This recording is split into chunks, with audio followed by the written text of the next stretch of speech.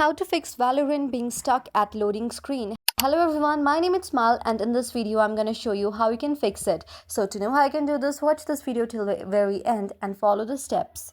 The very first step is if the basic troubleshooting is there, then you can simply restart the game and computer as well. Sometimes a simple restart can fix the temporary glitches. Restart both the game and your computer for that. Check your internet connection as well. Ensure you have a stable internet connection. If not, you can use the data. Run as administrator. If this does not help you, then you must need to update and repair. Update graphics drivers. Ensure your graphics drivers are up to date. Visit the NVIDIA or AMD website to download the latest drivers.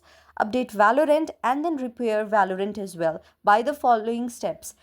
If this also does not help you, then you can also configuration changes. You can also see the configuration changes by disabling the full screen optimizations. Right click on the Valorant circuit and select properties. Go to the compatibility tab. Check the disable full screen organizations. Check in the game settings, lower in the game graphics settings. Set the game to run the windowed mode to see if it helps with the loading screens and issues.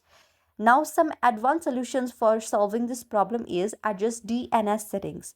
Changing your DNS settings to a more reliable one is like Google's DNS as well. Go to the control panel, network sharing center, change adapter settings, right click on network connection properties and double click on your internet protocol version 4. Now enter the DNS address mentioned above and then you are done.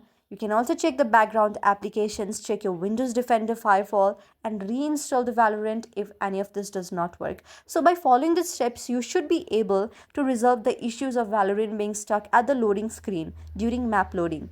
If problem persists, you may want to reach out to Riot Game Support for further assistance as well. So that's how you can solve your problem. I hope you like the video. If you like the video, then please do hit the thumbs up and subscribe button and also comment in the comment section below.